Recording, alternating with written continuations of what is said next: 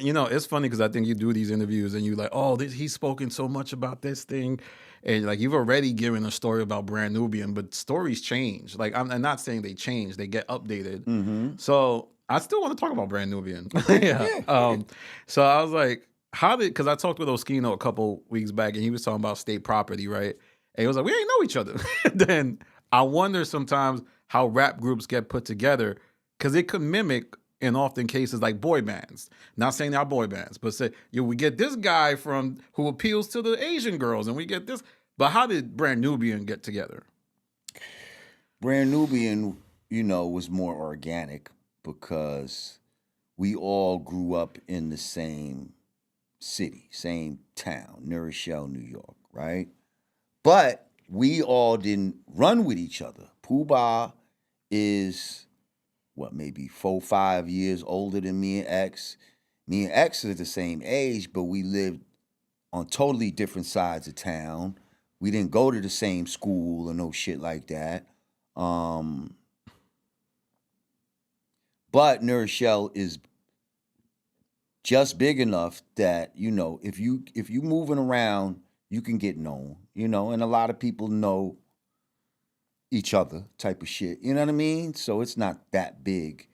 But at the same time, it's big enough to where there's people that you could have not met and not fucked with.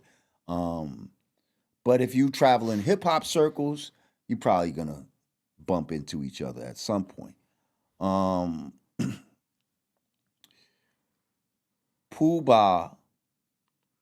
he was always like a known hip hop dude in New Rochelle. You know what I mean? Even before he started making records, like he had a group called Trey Bag MCs, and you know they was some project MC niggas, and some of them was gangster.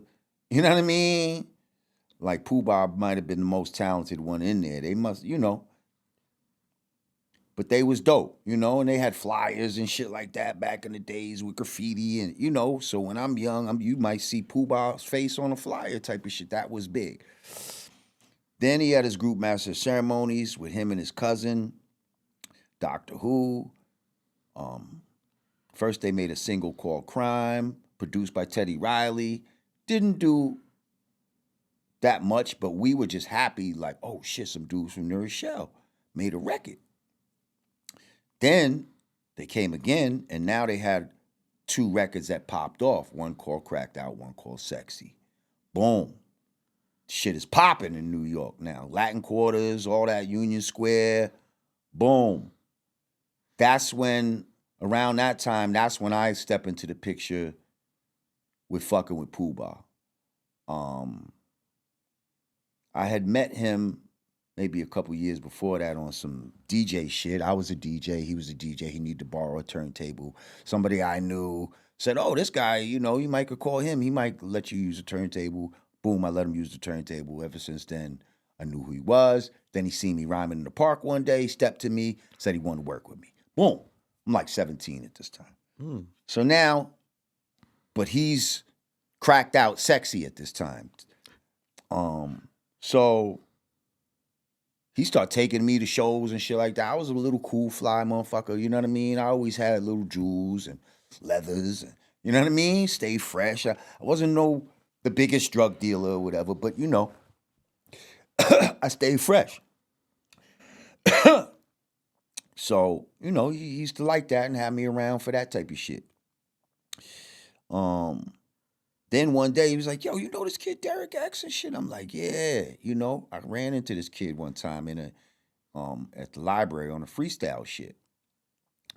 And I was like, yo, as far as somebody from New Rochelle, because in my mind, I was the nicest one of my age. Like, you know what I mean? None of y'all is fuck with me. You know what I mean? Because a lot of these dudes, they wasn't going to the city. They wasn't really up on the newest slang and gear and all that type of shit. I was doing all of that. So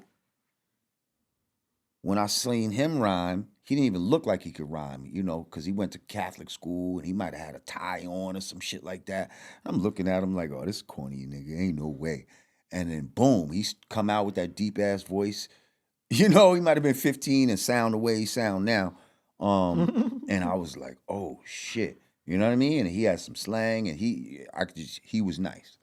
Then later on, he ended up messing with this girl that I used to mess with.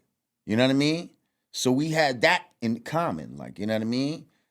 Like, I used to mess with her, and then, I put her in the wind, and then she started messing with him, but then, you know what I mean? Then I started messing with her. It was some bullshit or whatever. So me and him had to kind of get past that in order to even, like, form this group. But when Puba broke up and all of that type of shit, I knew in my mind that if us three was to come together, because he was trying to work with me separately and he was trying to work with us separately, that seemed kind of hard, trying to get 3 deals or whatever the case may be. I was like, if we come together as a group, like we probably the 3 best of Nerd Shell. If we come together as a group, I feel like we could do some shit. You know what I mean? And I'm just thinking that in my mind. I'm not thinking, we're not even talking about Brand Nubian. This is just 3 individuals coming together. And that's a thought that I had in my mind. And I'm like, yo, let me pitch it to the big homie. You know what I mean? Who's the big homie? Puba. Okay, good. You know what I mean? Like, and we wasn't talking like that back at that time, but I'm just to make y'all understand right now. So, yeah, so I'm walking through the mall one day. Me and Puba, and I think my other man was there, and he's like, yeah, man, this master ceremonies, I don't know, this shit ain't working out, and I don't know what and I'm like, yo, bro, what we need to do is, I pitched him the idea, and then he's just like, you know what, that sound like some shit right there. Like, yo, bet. You know what I mean? And then I'm like, okay, but you're still not sure if it really took hold like that. But now maybe a day or 2 later, he's calling, yo, come on, we got to get on the train. We going downtown. We going, you know what I mean? We going to record companies and shit. I'm like, word? Like, okay. We got some meetings type of shit. And that's kind of how it started. Like, Then we went to Tommy Boy. Dante Ross was there. He was already open on Puba from Cracked Out and Sexy and all that Master Ceremony shit. Because they actually put an album out after that, too. They had a joint called Dynamite that was popping on there. I think the name of the album was Dynamite, actually. And it was a solid album, but it was, it was underrated. It wasn't promoted. It was on it wasn't on the right label. It wasn't the good conditions. Okay. So yeah. That's fire.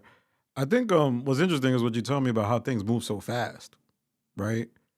Like you 17 years old, which is not the right age to like even understand the business. Well, hold up. Is it? Hold up. I said I met Puba at 17. Okay. This is now over a course of years. By the time we get to this Brand Nubian shit, I'm like 21. Still, it's young. I know it's still young, but it's not like I met him at 17 and then this all happened at 17. You see what I'm saying? Mm-hmm. And so now, look, 17, 18, 19, 20, fucking at the verge of 21. But that's 4 to 5 years of also having to have faith. Yeah. People telling you, man, you're not gonna make a record. Yo, you know that dude Puba's gonna steal your stuff, right? And you know what I mean? Like all this kind of bullshit, and you got to hear all this type of shit. And I'm telling people this whole time that I'm gonna make a fucking record. Get the fuck out of here. No, you're not. All right, watch. Okay. So that's fire. I mean, I think it's interesting that you kind of talk about this time. I mean, I think one of the criticisms of why there's no like real music nowadays, like groups, is that you have to split everything. Yes. It's easier to be solo. And it may seem like someone's being arrogant, like I'm better than the group. It's like, no, sometimes I just think I want all the money. And I think about that with podcasts today. Like there's times when I was starting a podcast with somebody and I was like, I don't know what value you bring that is necessarily going to help me. Right. And it's hard to kind of think about that value because you all got different fan bases that are telling you different messages. Like, you are the reason that this ship is rolling. And they may be right, but it's like the sum is greater than its parts. right? Like Tim Duncan needs Manu, and Manu needs Tim Duncan, and it's like, so how was it navigating kind of that so fast? Because I would guess the perception was that Grand Puba was the guy at the time Right. Well, to everybody outside of maybe New Rochelle. yes, like, yeah, Puba was the leader. He was the spearhead. You know, even though we felt like we was a group, and the way we signed was equal. You know what I mean? We split it up 3 ways equally, so it wasn't like Puba had a bigger percentage than anybody else on paper. You know, so in my mind, we're all equals. You see what I'm saying? But in the perception of certain people in the public, they felt like, nah, Puba is the man. He's the leader. And then I feel like they started to instill that in his mind. You see what I'm saying? And make him feel like, yeah, I am the fucking leader. Like, you know what I mean? And maybe I do deserve a little more. Like, you know what I mean? Which would have been fine if you would have said that from the very beginning. You see what I'm saying? But once you have me thinking that we all equals, you know what I mean? Now it's that train has already moved out type of shit. So you know, you can't now demote me. You know what I mean? Like, There was a conversation had like, I don't want to do 33, 33, 33 anymore. I want to do 70, 15, 15. Like, was it any type of convo like that? Okay. No, there was no conversation like that. But it just started to be shit where, you know what I mean? Puba would come to the studio and just get all the petty cash before niggas got there, and then leave, and then not even be there for the session. But he just bagged them for like $200-$300 or some shit like that. You know what I mean? Like, Adjusted for inflation, that's still not a lot of money. That's funny.